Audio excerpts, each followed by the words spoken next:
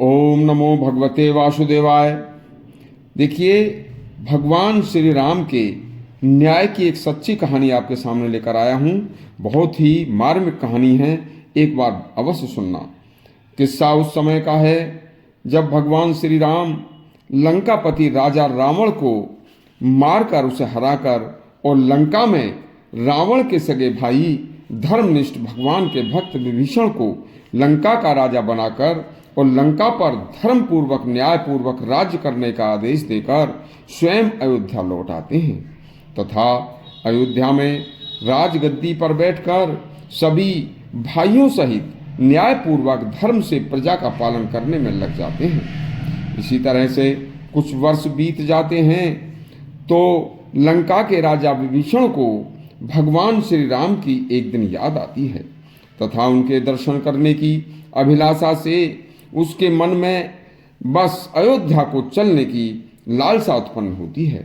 तो विभीषण अपने कुछ सेवकों को साथ लेकर अयोध्या के लिए चल पड़ते हैं। उस जमाने में सफ़र के लिए कोई ऐसे साधन या सड़कें तो नहीं थीं, लेकिन जो सफ़र करने वाले लोग थे, जहाँ भी जंगल में या जहाँ भी कहीं कोई सहारा मिल जाता था, रात्रि होने पर वहीं रुक जाया करते थे।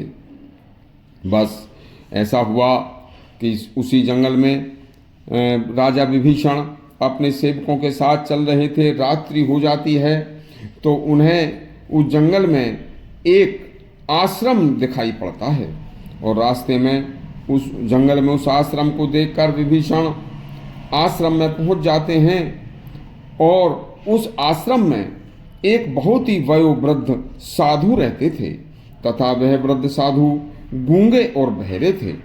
राजा विभीषण ने वृद्ध तपस्वी साधु से कहा कि मैं लंका का विभीषण राजा हूँ, आज रात्रि आपके आश्रम में विश्राम करना चाहता हूँ। लेकिन वृद्ध तपस्वी के सामने खड़े होकर विभीषण ने अहंकार पूर्वक ये शब्द कहे थे।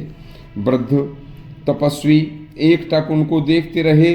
उन्हें आवाज तो आती नहीं थी, लेकिन उनकी जो मुद्रा थी वह अहंकार भरी थी और कुछ कह नहीं सके। वृद्ध तपस्वी को मौन देखकर विभीषण ने क्रोध में भरकर कहा कि मैं लंकापति राजा विभीषण हूँ और यह साधु मेरा सम्मान नहीं कर रहा है। यह कहावत है कि प्रभुता पाए काहि मद नाही। ऐसे विभीषण के क्रोध को देखकर भय से उस वृद्ध साधु की तुरंत मृत्यु हो जाती है। साधु की मृत्यु को देखकर विभीषण क्रोध त्याग कर शोक से व्याकुल हो जाता है। इतने ही में वन में रहने वाले अनेक तपस्वी ऋषि मुनि साधु संत और उनके कुमार उनके बच्चे वहां पर उस तपस्वी की मृत्यु का समाचार सुनकर आ जाते हैं।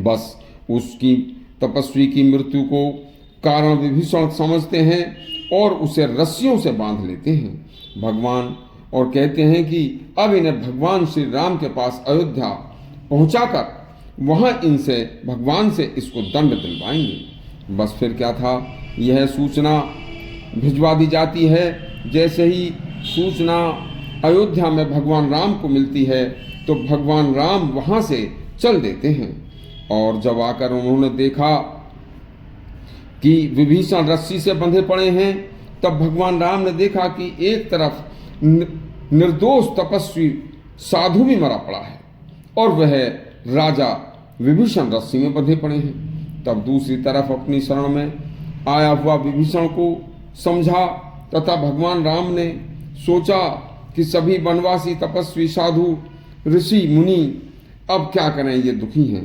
तो उन्होंने भगवान राम ने दोनों हाथ जोड़कर समस्त संतों से सौम्यता से मुनियों से कहा कि हे ऋषि मुनियों, देखो सेवक का जो अपराध है उस अपराध का जो दंड का भागी होता है वह उसका स्वामी होता है। हे परम तपस्वी मुनियों, मैंने ही इस विभीषण को लंका का राजा बनाया था, इसलिए हे साधु जी, विभीषण के अपराध के दंड का भागी अधिकारी मैं हूँ। आप विभीषण को के किए अपराध का दंड जो भी न्यायोचित हो आप मुझे दीजिए और मैं सहर्ष उस अपराध को स्वीकार करने को तैयार हूँ। सभी संत महात्मा भगवान राम के निर्णय को सुनकर चकित हो जाते हैं और कहते हैं कि हे भगवान राम, आप धन्य हैं। आपके उच्च कोटि के इस न्याय को सुनकर संसार के और भी राजा व मनुष्य इससे शिक्षा लेंगे।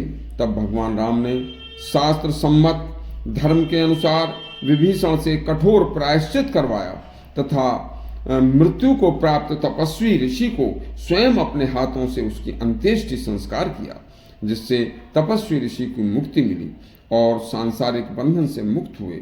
देखिए, ऐसा था राम का राज, आदर्श न्याय। यदि आपको हमारी यह कहानी अच्छी लगी हो तो हमारे चैनल को सब्सक्राइब अवश्य करें तथा घंटी भी दबाएं। धन्यवाद।